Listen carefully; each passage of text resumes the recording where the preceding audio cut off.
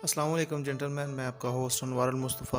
आज हम अपनी सीरीज़ आईएसएसबी प्रिपरेशन सीरीज़ की चौथी वीडियो के साथ मैं हाज़िर हुआ हूँ। तो आज हम तकरीबन आईएसएसबी के जो टेस्ट जहाँ से शुरू होते हैं वहाँ पे इंटर हो चुके हैं।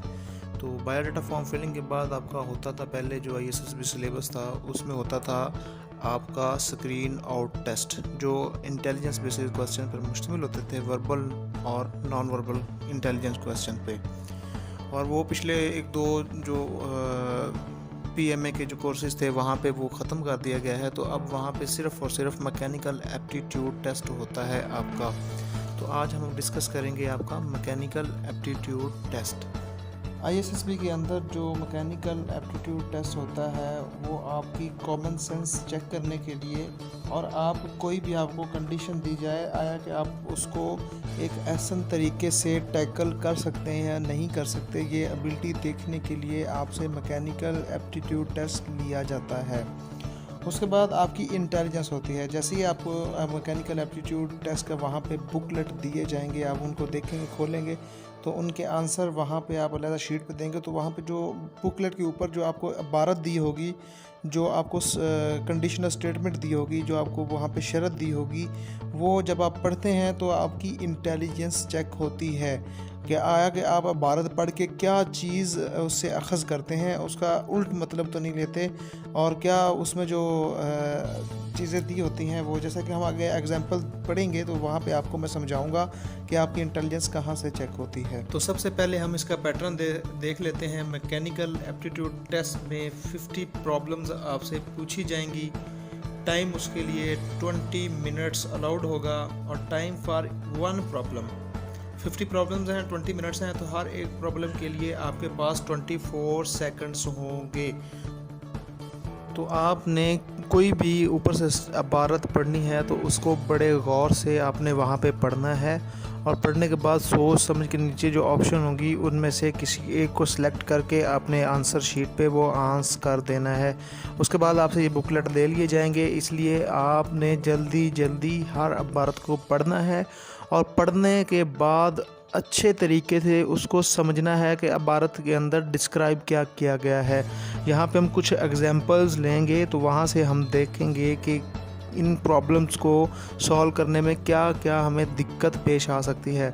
तो आप डोगर प्रोफेशनल वालों की बुक से ये नोट्स हैं, ये जो मैं आपको आप तक पहुँचा रहा हूँ, तो वहाँ पे आप ये बुक के अंदर पेज नंबर 263 है, वहाँ से आप देख सकते हैं। और दूसरा हमारे फेसबुक पेज पे मैं ये अपलोड कर दूंगा, तो वहाँ पे भी आप देख सकते हैं। फेसबुक पेज का जो आपको लिंक है वो मैं डिस्क्रिप्शन में दे दूंगा। तो यहाँ सबसे पहली जो एग्जांपल है वो हम उसकी ऊपर कंडीशनल स्टेटमेंट पढ़ते हैं। वहाँ पे लिखा है there are 2 reflected clocks. 2 reflected clocks हैं। तो ये इबारत पढ़ते हुए आपने ये चीज़ें ज़हन में रखनी है कि ये रिफ्लेक्टेड क्लॉक हैं। आपको जिस तरह दीवार पे होते हैं उस तरह नहीं दिखाया गया, ये जिस तरह शीशे में कुछ चीज़ दिखाई जाती है ना आपको उल्टी, वैसे ही आपको ये इबारत में बताया गया कि ये उल्टी घड़ियाँ हैं, रिफ्लेक्टेड क्लॉक्स हैं। तो which will strike the hour first, तो ऑब्वियसली लेफ्ट हैंड साइड पे जो वाई ऑप्शन है वो जल्द करेगी। आगे है number 2, which watch is correct, x और वाई। तो इन दोनों में से कौन सी वॉच जो है वो करेक्ट है और दूसरी रॉन्ग वन है। तो यहाँ पे भी लेफ़्ट हैंड साइड वाली वाई इसमें, क्योंकि इसकी नीडल्स या इसके हैंड्स वो हैं वो मुकम्मल हैं। उसके बाद थर्ड है which pair of scissors will cut better, A और बी। तो यहाँ तीसरे क्वेश्चन में आपकी कॉमन सेंस चेक होगी कि कौन सा ए ऑप्शन या बी ऑप्शन जो है वो बेटर कट करेगा नीचे जो रिंग दिया हुआ है कैंची के अंदर, सीजर्स के अंदर। तो ए ऑप्शन में सीजर के बिल्कुल नुक्कर पे जो है वो रिंग पड़ा हुआ है, वहाँ पे आपकी फोर्स ज़्यादा लगेगी। और जो बी ऑप्शन है राइट हैंड साइड पे, वहाँ पे जो रिंग है वो बिल्कुल जहाँ पे कैंची का मुंह है वहाँ पे माउथ के बिल्कुल करीब पड़ा हुआ है, तो वहाँ से उसको कट करना बेटर है। तो इसकी ऑप्शन होगी बी। अब उसके बाद है जी fourth, if the big wheel turns in the direction indicated by the arrow. तो जहाँ पे ये नीचे एरो शो किया गया है, अगर इस डायरेक्शन में ये बड़ा व्हील अगर वो टर्न कर रहा हो, घूम रहा हो, will the pale of water be raised और लोअर्ड। तो ये जो पेल ऑफ वाटर है, मतलब जो नीचे बाल्टी है पानी की, ये ऊपर आएगी या नीचे आएगी। तो सबसे पहले ये देखें कि नीचे जो एरो है वो काउंटर क्लॉकवाइज डायरेक्शन में घूम रहा है, तो अंदर जो छोटा व्हील होगा वो भी काउंटर क्लॉकवाइज डायरेक्शन में घूमेगा। तो अगर वो काउंटर क्लॉकवाइज डायरेक्शन में घूमेगा तो जाहिर सी बात, तो जो बाहर व्हील है बाल्टी के साथ वो भी काउंटर क्लॉकवाइज डायरेक्शन में घूमेगा और ये जो बाल्टी है ये अप रेस कर जाएगी। अब जी उसके बाद क्वेश्चन नंबर 5 है, which room has more of an echo, A और बी। इन दो में से किस में इको ज़्यादा होगी। ऊपर वाले अगर पोर्शन में देखेंगे तो वहाँ पे कमरे के अंदर सामान कम है, खाली जगह ज़्यादा है। नीचे वाले कमरे में सामान ज़्यादा है और जगह कम है, तो नीचे वाले में आवाज़ ज़्यादा गूंजेगी नहीं। तो ऊपर वाले क्योंकि कमरा खाली है, वैसे भी आप ये आजमा के देखें खाली कमरे में ज़्यादा आवाज़ आती है, अपनी कॉमन सेंस यूज़ करें आप। तो इसका आंसर होगा ए। उसके बाद आता है question number 6, which table is more likely to break, A और बी। ए और बी में कौन सा टेबल है जो मोर लाइकली है, मतलब ज़्यादा जिसके टूटने के चांसेस हैं, तो उनमें ए ऑप्शन है और बी। तो बी ऑप्शन पे सामान ज़्यादा है और ए ऑप्शन पे सामान कम है, तो लिहाजा बी ऑप्शन ज़्यादा सूटेबल है इसकी ऑप्शंस में। अब उसके बाद है जी, which gear will take the most turns in a minute. तो आप देखेंगे कि जो बड़ा व्हील है बी, और यहाँ पे जो बी शो किया गया है इसके साथ छोटा व्हील सी अटैच है, तो बड़ा व्हील जो है वो ज़्यादा टर्न लेगा, तो ऑब्वियसली सी जो है वो ज़्यादा घूमेगा, तो इसका आंसर होगा सी।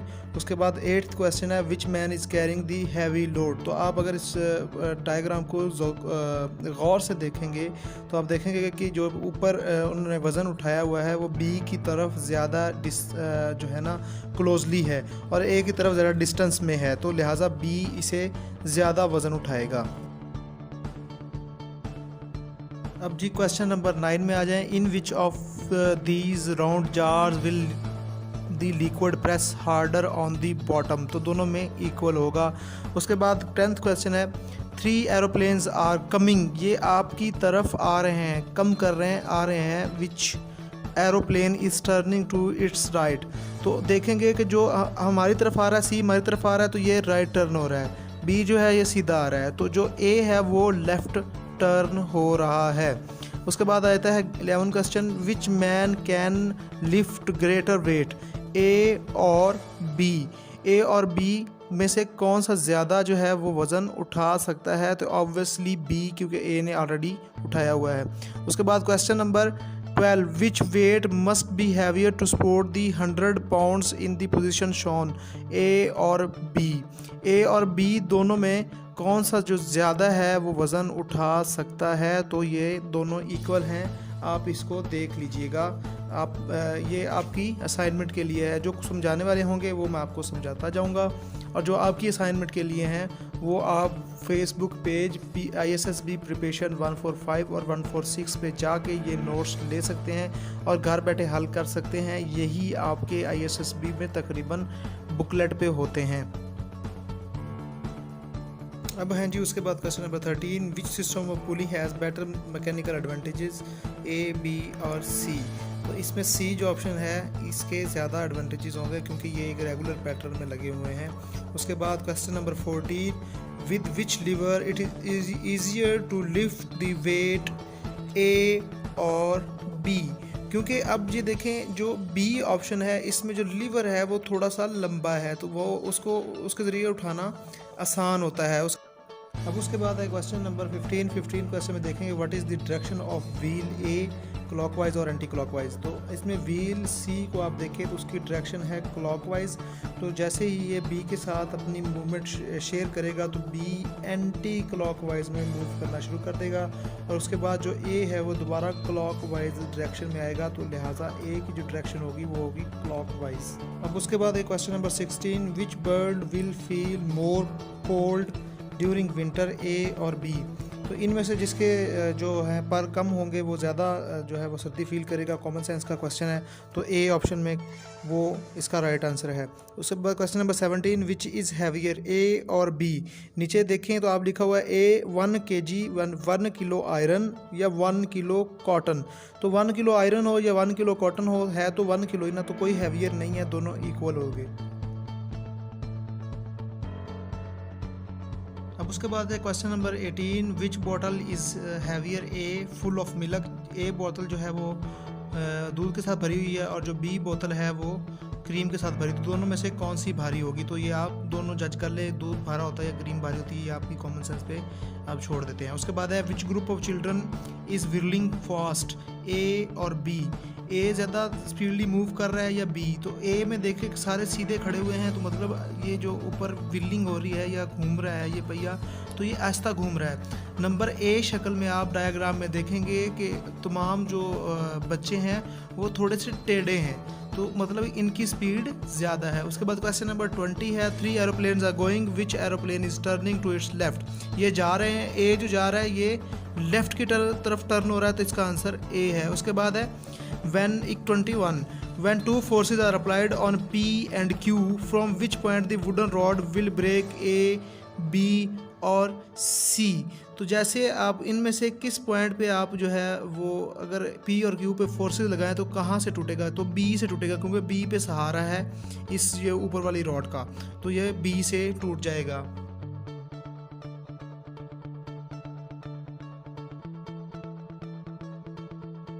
अब इसके बाद है क्वेश्चन नंबर 22 में आप देखेंगे which is a sure test, A attraction और बी रिपल्शन। तो इसका आंसर है बी, रिपल्शन वाला वो श्योर टेस्ट होता है। उसके बाद है 23, विच इज़ हैवी, ए और बी।